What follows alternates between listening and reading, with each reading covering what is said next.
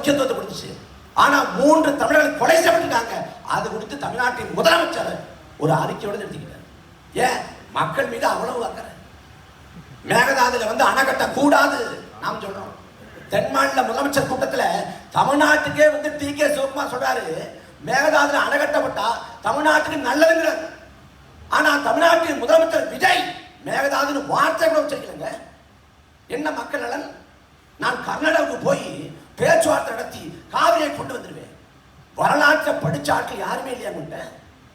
பேச்சுவார்த்தை மூலமாக காவிரி சிக்கலை தீர்க்க முடியாது. அது எம்ஜிஆர் உதாரணம், கருணாநிதி உதாரணம், ஜெயலலிதா உதாரணம், எல்லாரும் உதாரணம். பேச்சுவார்த்தை மூலம் தீர்க்க முடியாது. அவன் சட்டத்துக்கு கட்டுப்பட மாட்டேங்கிறான். சட்டத்தை ஏற்காதவன் பேச்சுவார்த்தை ஏற்பானா? ஆனா ஒரு நாடகம் எதுக்கு? கர்நாடகா வரைக்கும் போனாரு, தளபதி கெஞ்சி கதர்னாரு. அங்க கோடையில தண்ணி வச்சாங்க, காவிரியில தண்ணியை கொடுத்தாதான் இந்த தண்ணியை குடிப்பது. இந்த கேவலமான கருத்து வாக்கம்